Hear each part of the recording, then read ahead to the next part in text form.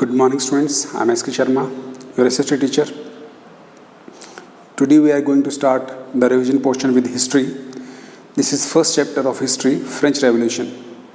Welcome to 9th class, Oxford School, online classes. My dear students, the first question is, discuss the causes of the French Revolution of 1789. 1789 का जो French revolution था उसके कारण क्या थे, उसके पीछे के जो बेसिक रीजंस क्या थे, वो हमें डिस्कस करना है. We have to discuss about the same thing.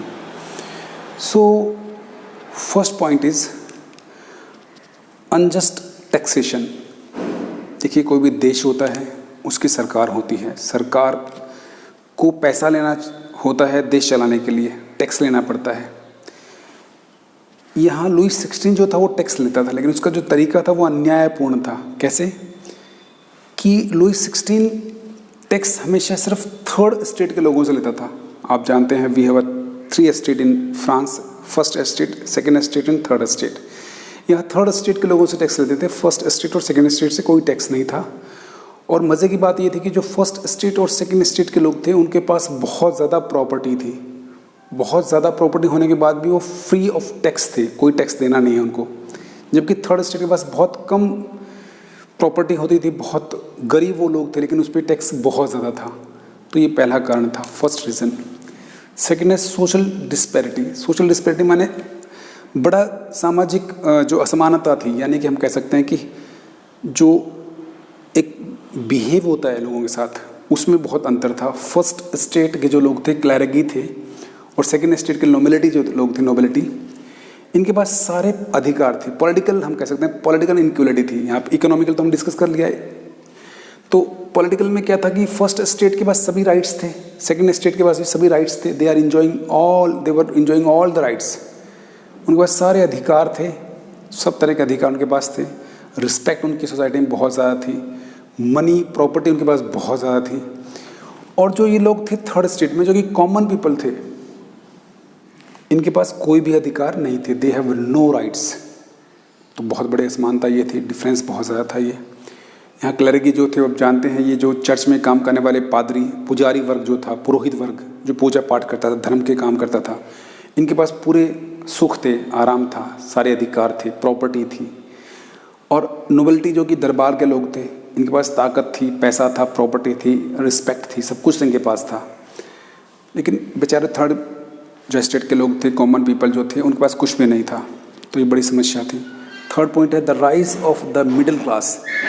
अब एक चीज़ होती है, थर्ड जो पॉइंट है वो खास है कि मिडिल क्लास का राइज होता है. Means the improvement of the new group of the society. अब तक अपर क्लास थी, लोअर क्लास थी, या तो बहुत अमीर लोग थे या बहुत गरीब लोग थे. और मिडिल क्लास ऐसी होती है जो कि थोड़ी सी अमीर होती है, उसके पास कुछ पैसा होता है, वो पढ़े लिखे भी हो, एजुकेटेड भी हैं, वो उनके पास पैसा भी है. They know each and everything. उनके पास सब चीज़ों के बारे में जानकारी है. तो ये जो लोग हैं, ये ऐसे लोग होते हैं. तो इन लोगों ने रेवोल्यूशन में बड़ा रोल प्ले किया. ये जानते थे कि ये जो चीज़ कर रहे हैं गलत कर रहे हैं, और ये जानते थे कि ये जो गरीब लोग हैं उनके साथ अन्याय हो रहा है. तो they started the revolution for the same. उन लोगों ने इसके लिए तैयारियाँ शुरू कर दी. Then fourth point is influence of the philosophers and the writers.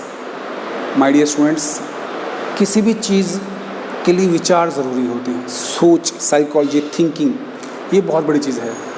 आप जानते होंगे, हमारा देश जब आज़ाद हुआ, महात्मा गांधी जब थे, तो उनका जो विचार था वो अहिंसावादी विचार था. उन्होंने कहा कि किसी को हम मारेंगे नहीं, हम हिंसा नहीं करेंगे, हम प्यार से और आराम से और रिस्पेक्टफुली, बड़े ही पीसफुली हम आज़ादी की लड़ाई लड़ेंगे. और उनकी बात हज़ारों लोगों ने मानी. उनका कहने का तरीका ऐसा था. और हज़ारों लोगों ने पुलिस की गोलियां खाई, डंडे खाए ब्रिटिश गवर्नमेंट के, जो पुलिस डिपार्टमेंट के. लेकिन उन लोगों ने कभी वायलेंस नहीं किया. जो उनके फॉलोअर्स थे, लाखों लोगों में थे.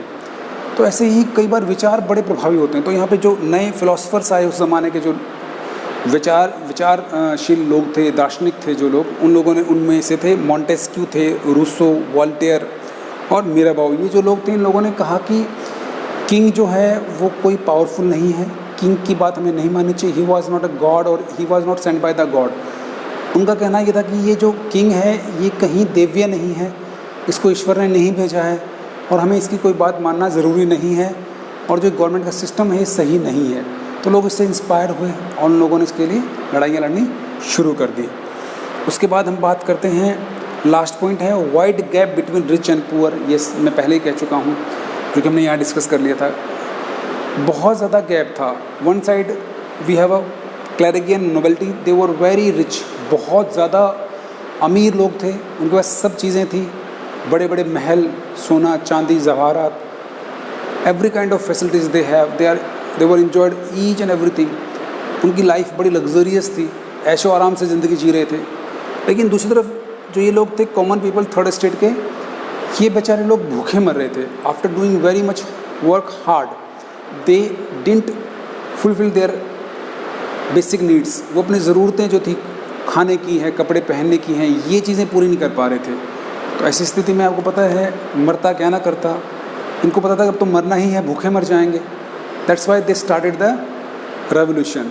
तो ये सारी कहानी है इसके पीछे। आप 5 पॉइंट्स पढ़ लें। Already we discussed the same thing in the normal teaching, this is the revision portion. आप एक बार ये पॉइंट्स देखें, समझें, ये पॉइंट्स लिखें एग्ज़ाम में अगर इस तरह के क्वेश्चन हमारे पास होते हैं तो। और NCERT की बुक को एक बार रीड आउट ज़रूर कर लें।